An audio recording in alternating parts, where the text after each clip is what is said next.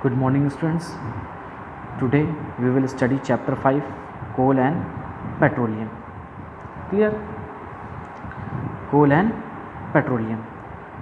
Firstly about natural resources. Natural resources क्या होती हैं? वो resources जो नेचर से हमको मिलती हैं उन्हीं को हम natural resources कहते हैं. The material that are present in nature and are useful to us in fulfilling our basic needs are called natural resources. जो भी resources जो हमारी basic needs को fulfill करती हैं उन्हीं को हम natural resources कहते हैं. जैसे एयर है, वाटर है, पेट्रोलियम है, मिनरल्स हैं, प्लांट्स हैं, एनिमल्स हैं, ये सब नेचुरल रिसोर्सेज के अंतर्गत आती हैं क्योंकि ये सारी नेचर से हमको मिलती हैं और ये हमारी बेसिक नीड को पूरी करती हैं.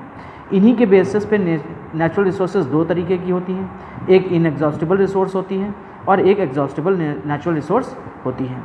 इनएग्जॉस्टिबल नेचुरल रिसोर्स कौन सी होती हैं? These resources are present in unlimited quantity in nature. Unlimited quantity में प्रेजेंट रहती हैं, ये कभी भी ख़त्म नहीं होती हैं, जितना चाहो उतना यूज़ कर सकते हो. क्लियर? ह्यूमन एक्टिविटीज़ से जैसे एग्जांपल है सनलाइट, एयर, विंड, रेनफॉल, ये सब जितना चाहो उतना इस्तेमाल कर सकते हो, ये समय के साथ कभी भी ख़त्म नहीं होती हैं. पर एग्जॉस्टिबल रिसोर्सेज जो होती हैं ऐसी रिसोर्सेज जो समय के साथ में अगर हम ओवर यूज़ कर देंगे तो ये ख़त्म हो जाएंगी. और ये ओवर यूज़ से कैसे ख़त्म होती हैं? For example fossil fuels. हम लोग क्या करें, फॉसिल फ्यूल्स को मिलियंस ऑफ ईयर्स बनने में लगते हैं, लेकिन अगर उसको हम हमारी जो उसका यूज़ है वो उसकी बनने की क्षमता से ज़्यादा है. जो जितनी देर में बनता है उससे तेज़ी से हम लोग यूज़ कर रहे हैं, जिसकी वजह से वो उतनी जल्दी बन के तैयार नहीं हो सकता है. इसलिए ये कैसा है रिसोर्स है? इनएग्जॉस्टिबल रिसोर्स है.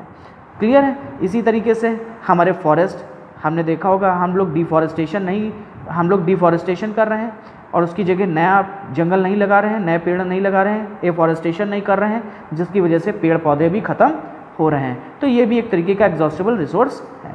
क्लियर है?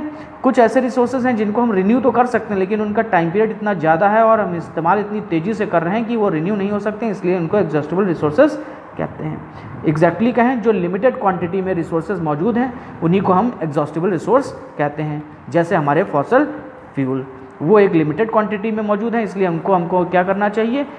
एक हिसाब से ही खर्च करना चाहिए, एक हिसाब से ही यूज़ करना चाहिए. अगर ओवर यूज़ कर देंगे तो वो समय के हिसाब से ख़त्म हो जाएंगे. अब आता है फॉसल फ्यूल्स. फॉसल फ्यूल्स कौन से फ्यूल्स होते हैं? ऐसे फ्यूल्स जो डेड डिकेइंग प्लांट्स, एनिमल्स से मिलकर बनते हैं, उन्हीं को हम फॉसल फ्यूल्स कहते हैं. ये हज़ारों लाखों साल तक अर्थ के अंदर दबे रहते हैं और हमको जब उनको हम हाई टेम्परेचर प्रेशर उस पर अप्लाई होता है तो वो फ्यूल्स, वो जो डेड एनिमल्स प्लांट्स हैं वो एक तरीके के फ्यूल में कन्वर्ट हो जाते हैं, उसी को हम फॉसल फ्यूल्स कहते हैं. उस सबसे पहला फॉसल फ्यूल अगर हम देखें तो है कोल. कोल एक फॉसल फ्यूल है, hard dark black in colour होता है. जब पेड़ जो होते हैं वो जंगलों में गिर जाते हैं, हज़ारों लाखों साल तक उस पर डस्ट, मड, टेम्परेचर, पानी, रेनफॉल, ये सारी चीज़ें पड़ती रहती हैं, वो दबते चले जाते हैं अर्थ सरफेस के अंदर. और जब मिलियंस ऑफ ईयर्स गुजर जाते हैं जिस पे हाई टेम्परेचर और प्रेशर पड़ता है तो ये लकड़ी के जो लॉक्स होते हैं, लट्ठे होते हैं बड़े बड़े, ये काहे में कोल में चेंज हो जाते हैं. क्लियर है? और ये इसी तरीके से कोल फॉर्मेशन होता है. इंडिया में कोल्स कहाँ कहाँ मिलते हैं? बिहार, झारखंड, वेस्ट बंगाल, उड़ीसा, मध्य प्रदेश, ये कुछ ऐसी जगह हैं इंडिया में जहाँ पे कोल जो है वो बनते हैं या पाए जाते हैं. अब आता है व्हाट कार्बोनाइजेशन.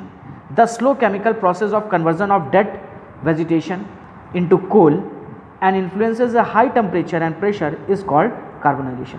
ऐसी स्लो प्रोसेस जो डेड वेजिटेशन मतलब प्लांट्स इस तरीके या प्लांट्स जो होते हैं वो कोल में चेंज होते हैं हाई टेम्परेचर और प्रेशर के प्रेजेंस में, इसी को कार्बोनाइजेशन कहते हैं. इसके बाद आता है डिस्ट्रक्टिव डिस्टिलेशन. डिस्ट्रक्टिव डिस्टिलेशन एक ऐसा प्रोसेस है जिसमें कोल जो होता है हाई टेम्परेचर में in the absence of air टूटता है. जब कोल जो होता है in the absence of air टूटता है तो कोक, कोल टार और कोल गैस बनाता है. क्लियर है? अब आता है कोल के कुछ प्रोडक्ट आते हैं जो कोल से मिलकर बनते हैं, जैसे कोक.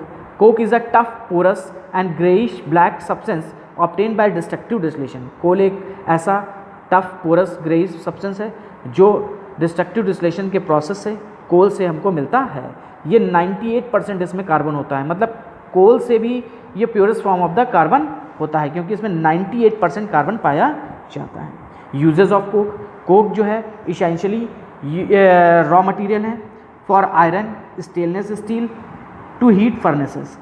जो कोक है, जो कोल की जो आयरन की फर्नेसेस होती हैं, स्टील फर्नेसेस होती हैं, जहाँ पे ये सब मोल्ड हीट किया जाता है, वहाँ पे कोक जो है as a essential raw material इस्तेमाल होता है। Coke is also use in reducing the agent as a reducing agent in extraction of metals from their ores.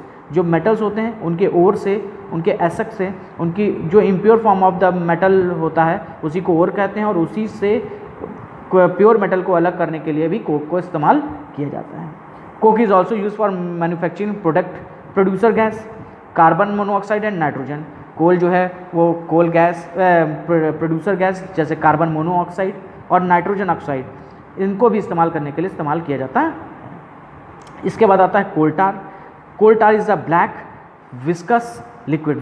Viscous का मतलब क्या होता है, जैसे हम लोग सिरप पीते हैं, सिरप हल्का हल्का सा फ्लो करता है, डेट इज़ विस्कस। तो कोल टार जो होता है विस्कस लिक्विड होता है विद एन अनप्लीजेंट स्मेल, और इसकी स्मेल भी बहुत ख़राब होती है। ये भी destructive distillation process of coal से हमको मिलता है।